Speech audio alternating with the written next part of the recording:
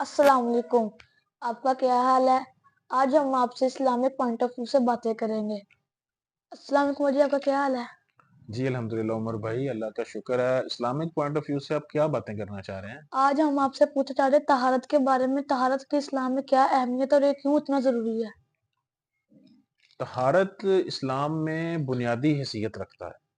طہارت جو ہے نا، یہ اس کے بارے میں آپ صلی اللہ علیہ وسلم کی بہت ساری احادیث موجود ہیں کہ یہ طہارت میں کافی چیزیں آ جاتی ہیں، جیسے وضو، غسل، یہ ساری طہارت میں ہی آتی ہیں۔ طہارت کا مطلب ہے پاکی حاصل کرنا، صفائی حاصل کرنا، پاک ہونا۔ تو جو طہارت ہے نا، اس کے لیے یہ ضروری ہے کہ انسان اپنے آپ کو ہر وقت صاف رکھے۔ ایک حدیث مبارکہ ہے جس کا مفہوم یہ ہے کہ آپ صلی اللہ علیہ وسلم نے فرمایا کہ جس نے طہارت حاصل کر لی اس نے اپنا نصف ایمان مکمل کر لی۔ مطلب ماشاءاللہ۔ کہ جو طہارت ہے وہ انسان کی جو جسمانی جو صفائی ہے اس کے لیے ضروری ہے، اور جو روح کی صفائی ہے اس کے لیے ایمان ضروری ہے۔ تو جب ایمان اور طہارت دونوں آپس میں مل جاتے ہیں تو کیا انسان کا ایمان مکمل ہو جاتا ہے۔ تو اس لیے طہارت بہت ضروری ہے۔ طہارت کے بارے میں اگر ہم بات کریں تو طہارت شروع ہوتی ہے جب ہم صبح اٹھتے ہیں۔ تو آقا علیہ الصلوۃ والسلام کا فرمان ہے کہ جب تم صبح اٹھو تو اپنے ہاتھ پانی میں نہ ڈال دو کہ رات کو پتہ نہیں تمہارے ہاتھ نے کہاں گزاری ہے، مثلا آپ کا ہاتھ کہیں بھی لگ سکتا ہے رات کو، تو اس لیے وہ ناپاک ہے۔ صبح جب آپ اٹھیں تو آپ کیا کریں، سب سے پہلے اپنے ہاتھ دھوئیں، اور پھر اس کے بعد جب آپ واش روم میں جائیں، غسل خانے میں جائیں، تو کوشش کریں کہ اپنے آپ کو پیشاب کے چھینٹوں سے بچائیں۔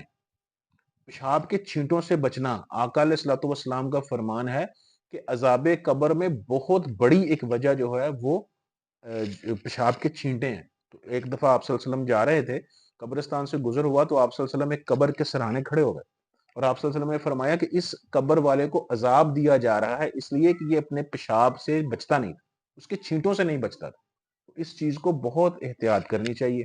اب اس کے بعد جب ہم واش روم گئے ہیں، ہم نے واش روم یوز کرنا ہے، تو ہم جب جائیں تو اپنا لیفٹ پاؤں اندر لے کر جائیں، اور کیا دعا پڑھیں، اللہم انی اعوذ بک من الخبث والخبائث۔ یہ کیا ہے؟ یہ طہارت کے آداب ہیں کہ ہمیں طہارت کیسے کرنی چاہیے۔ اسلام میں جو طہارت کا اتنا مقام ہے تو اس کے کئی آداب بھی ہیں، تو ان میں ایسے واش روم میں جانا، پھر وہاں بیٹھنے کا سنت طریقہ، اور اسی طرح باہر آتے ہوئے دایاں پاؤں جو ہے وہ باہر نکالنا اور دعا پڑھنا، یعنی کہ مختلف دعائیں ہیں جو آپ صلی اللہ علیہ وسلم نے مختلف جگہ پر پڑھی ہیں، تو وہ اس کا اہتمام کرنا۔ اسی طرح جب آپ واش روم سے واپس آئیں تو اس طرح واش روم چھوڑ کر آئیں کہ جو اگلا بندہ واش روم میں جائے اس کے لیے وہاں پر کوئی بدمزگی کا اثرات موجود نہ ہو۔ مثلا آپ اپنا پانی کا استعمال اچھی طرح کریں، اور وہاں پر اگر ظاہر ہے انسان ہو کے آیا، وہاں پہ بیکٹیریاز ہیں، انسان کو بدبو بھی آتی ہے واش روم میں، تو اس کی یہی کوشش کریں کہ اس کو وینٹیلیشن اچھی ہو، چلو وہاں سے تسلی کے ساتھ فارغ ہو کر آئیں۔ اس کے بعد اگر وضو کرنا ہے تو وضو کے لیے سب سے پہلے مسواک۔ آپ صلی اللہ علیہ وسلم نے فرمایا کہ اگر مجھے اپنی امت پر گرانا گزرتا تو میں ہر نماز سے پہلے مسواک کو ضروری قرار دے دیتا۔ اور پھر اسی طرح جو ہے وہ غسل ہے۔ غسل کے لیے بھی جب بھی انسان، آپ صلی اللہ علیہ وسلم نے فرمایا کہ جب بھی امانت سپرد کرنے کا وقت آئے تو جلد از جلد امانت سپرد کر دو۔ تو صحابہ نے عرض کیا، یا رسول اللہ صلی اللہ علیہ وسلم امانت سپرد کرنے کا ہم مطلب نہیں سمجھ سکے۔ تو آگے آقا علیہ الصلوۃ والسلام نے فرمایا کہ اگر انسان پر غسل واجب ہو جائے تو اس غسل کو جلدی سے جلدی کر لیا جائے تاکہ انسان کی امانت جو ہے وہ اس کو جو امانت دار بندہ بن جائے۔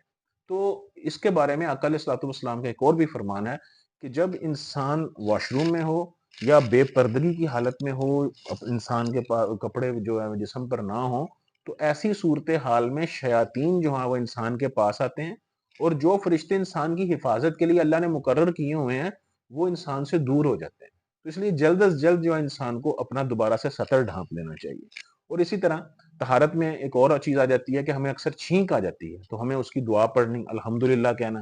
اور اسی طرح پہلے ہم رکھتے تھے ایسے رومال، اب سائنسدان یا ڈاکٹر سارے کہتے ہیں کہ اپنی کونی کا استعمال کریں، بازو کا استعمال کریں۔